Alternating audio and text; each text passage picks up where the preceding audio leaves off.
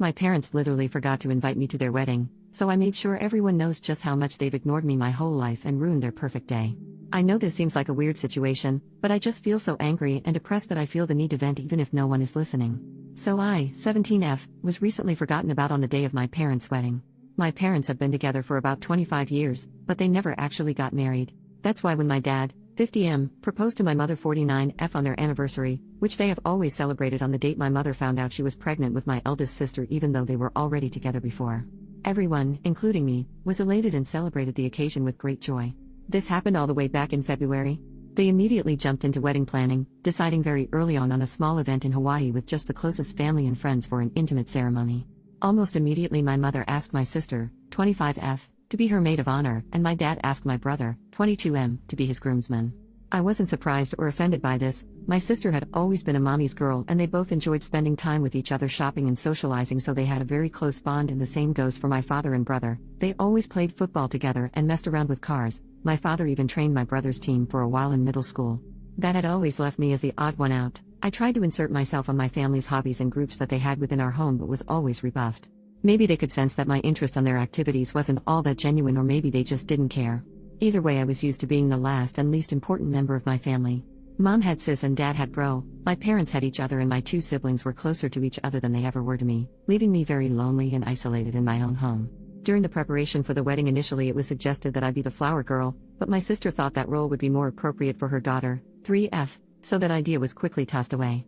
Later on, my maternal grandmother suggested that I might read a poem or do a little bit of a speech during the ceremony, but both my parents refused because they wanted the wedding to be low-key, and they didn't think a cheesy and sappy speech would fit their vision, their literal words. I was still okay with all of this, even though it hurt to know I would be the only member of the family to not actually be part of the wedding party or have any role at all on the day. As the day approached, my parents and siblings got more and more caught up on all the wedding planning. I noticed my mom didn't invite me dress shopping, and that whenever they would have discussions about the venue or the event I was left out, so I decided to see if they would realize that I wasn't being involved at all and kept quiet, waiting for them to ask me something, anything, about the wedding, but that never happened. The wedding was set for 3 weeks ago, the end of August. The day before the departure, my mother casually asked if I had my luggage ready because we couldn't be late to the airport. I bluntly told her that I hadn't prepared anything. She got confused for a second and then snapped at me for not being prepared. I then asked her if I even had a ticket, and her face went pale. Yep, they hadn't even bought me a ticket, and I'm not even sure if I had a room or any accommodations once there. Even though I was the only person in my family without a stable income, I work as a part-time babysitter. My parents had bought first-class tickets for my siblings and the couple other friends that were attending the wedding but had forgotten me. My mom told me not to make a big deal out of it and that they can just find me a low-cost ticket last minute from a cheap airline, but I just replied by asking her, "Then what? Do I even have a dress for the ceremony?" She went with sis to buy hers and all the other female guests months ago, but I wasn't included. That's when my father came in, just told me to suck it up and that I've never been a girly girl so I could just wear whatever. I got mad at this because, even though I'm not the most feminine girl on the planet, I would have loved to be included in such an important part of my parents' wedding, and it was about the fact that I was excluded for literally everything that had been going on for months. We all got into a fight with them calling me entitled and accusing me of making myself small intentionally so they would forget me, like that is a valid excuse for ignoring your child. They ended up telling me that if I was going to keep this attitude I might as well skip the whole thing altogether. To which I responded with a defiant, "Fine," and went to my room. Next morning they all left for Hawaii without me. The ceremony was really small, but they all posted loads of pictures on Insta and Facebook about how perfect and magical that whole week was being. People realized quickly that I wasn't in any of the photos and asked my parents why, to which they replied that unfortunately I had caught COVID before the trip and had to stay behind.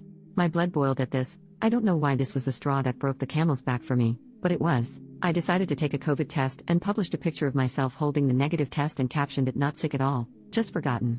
I tagged everyone that had questioned my absence from the trip and the wedding in the picture and, for good measure, also every person invited to it. I also wrote in the comments about how my parents had literally forgotten about anything to do with me until the day before parting and how they actually uninvited me.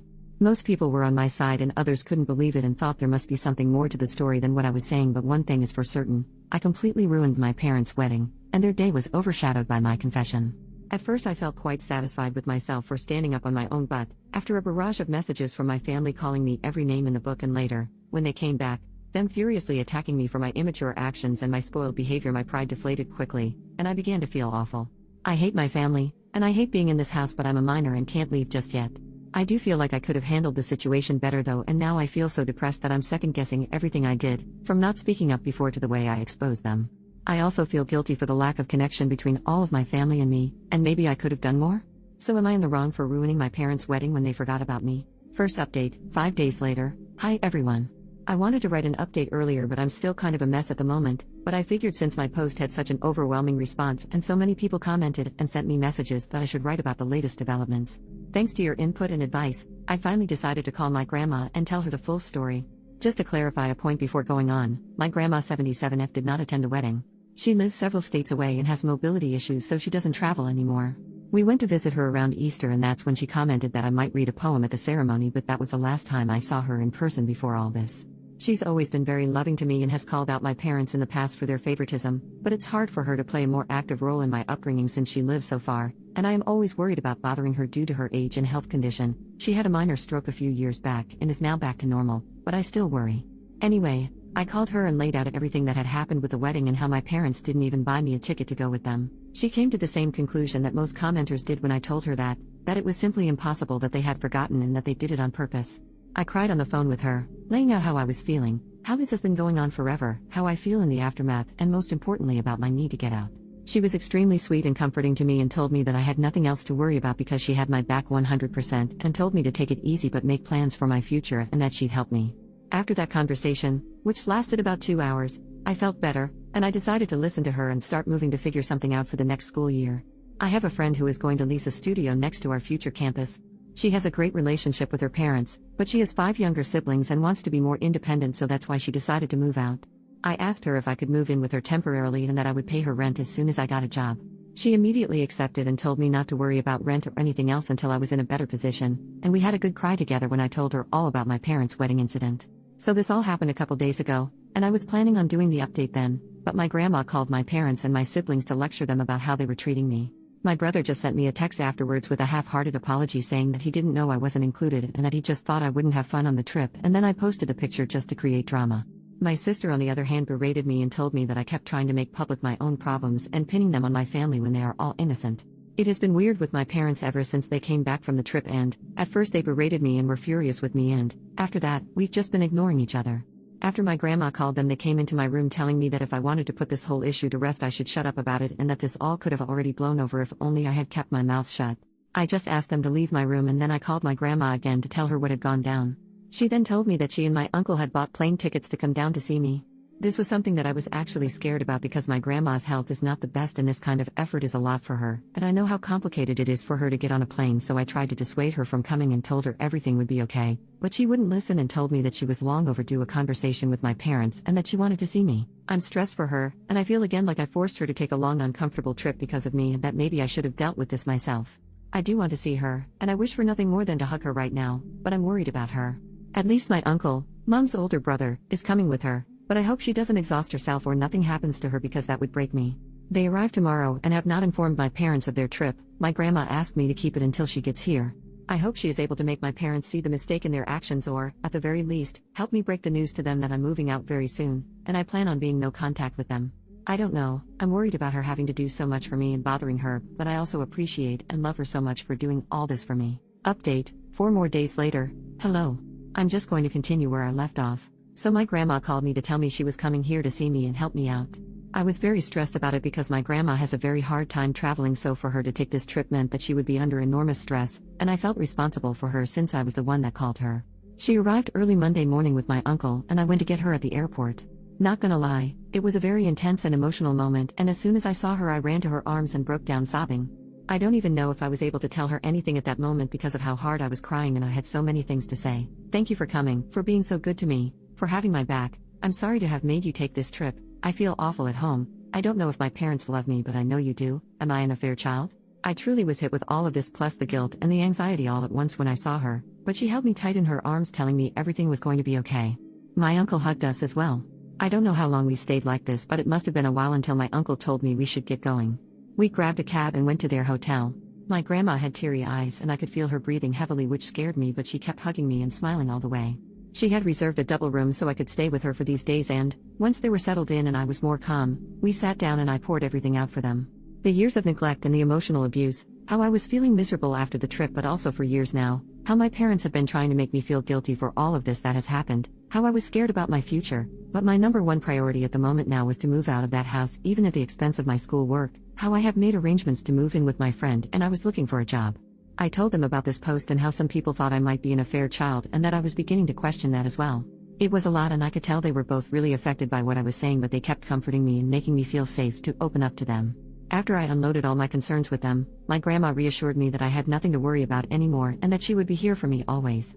First of all, she reassured me that I was not an affair child and that both my parents were thrilled when my mother got pregnant with me and that she knew the ultimate deal breaker for my mom was cheating and she believed it was the same for my father. Apparently the favoritism began showing when I was around 3 to 4 years old when my parents were constantly complaining about having a young kid in the house and they were bothered because they could take my older siblings to their stuff but not me, and I was also very shy and a bit of a crybaby which they had no patience with and made me very different from my siblings.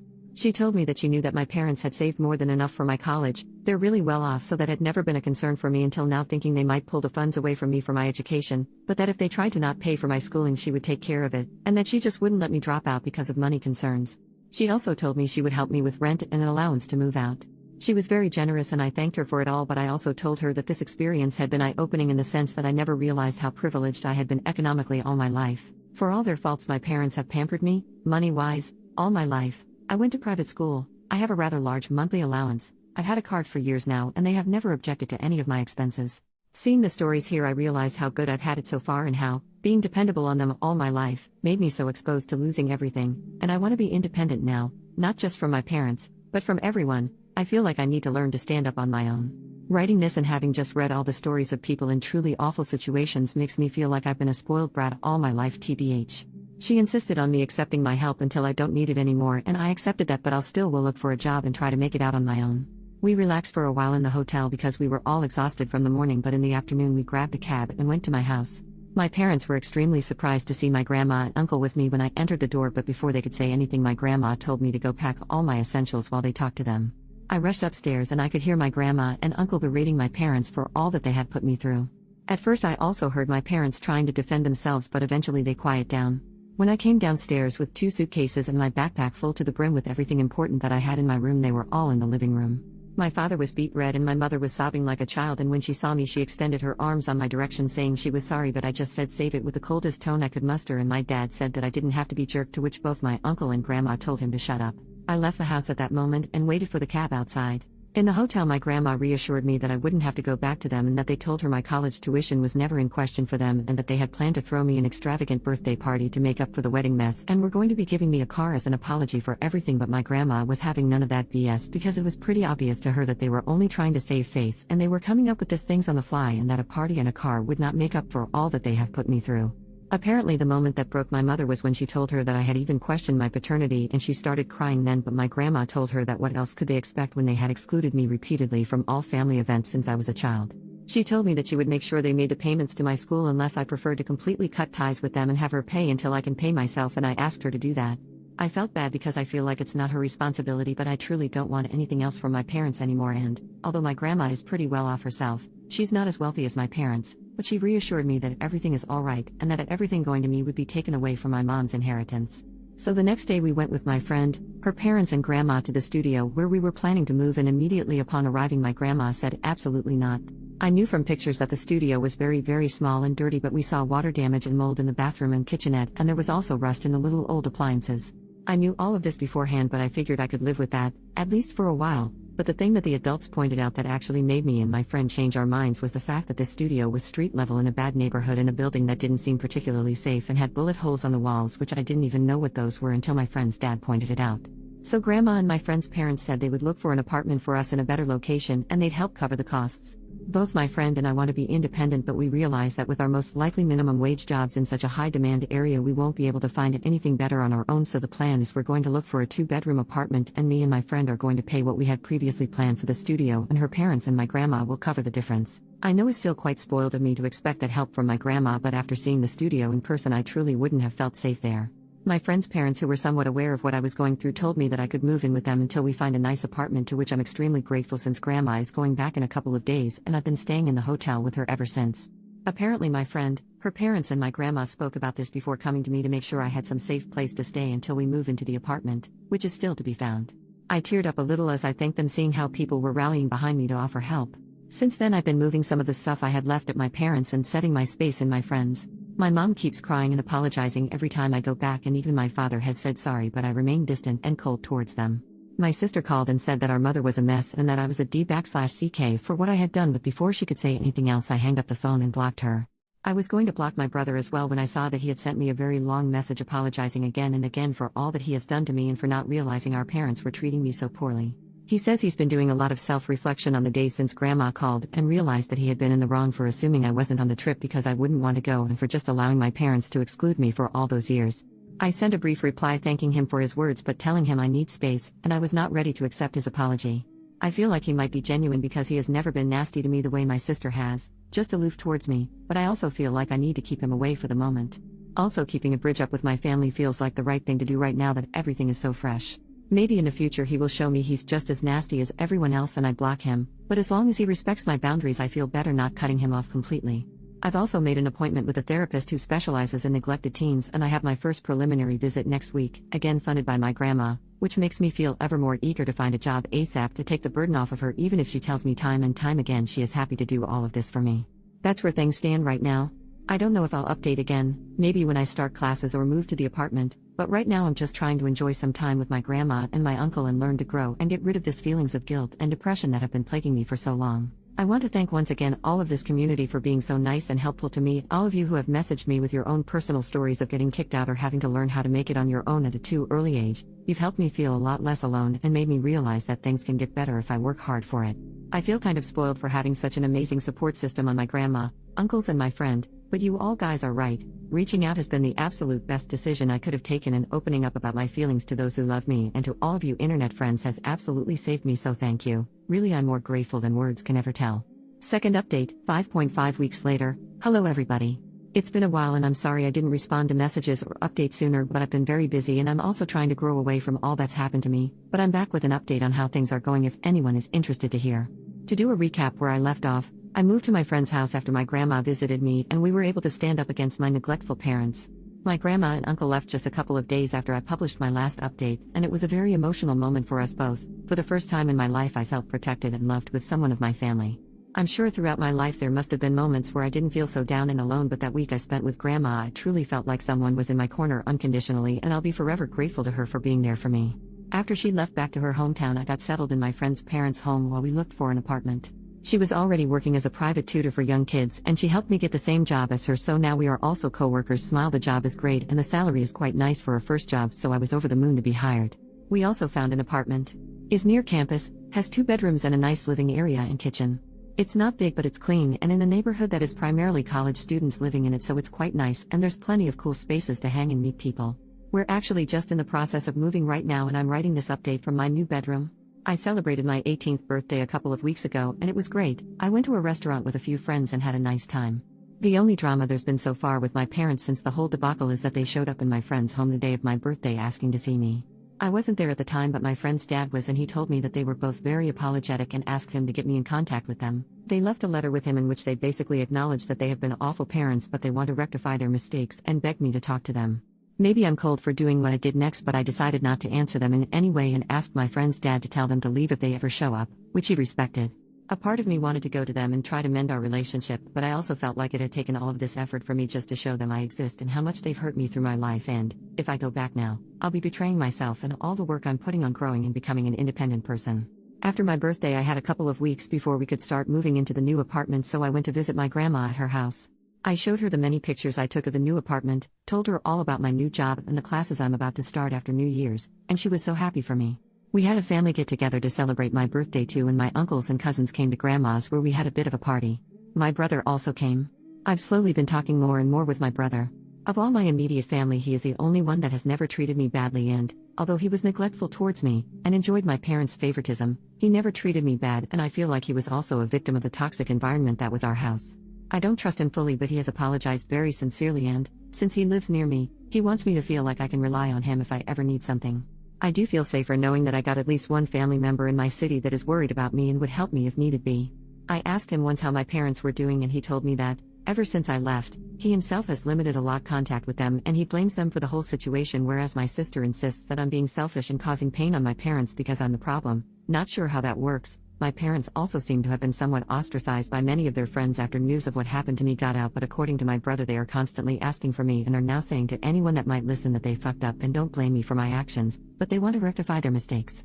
I don't know if I buy this act, and I feel like they know that now the best thing they can do for their reputation is to try and put the ball on my court in regards to reconciliation so that they can look like they've done their part.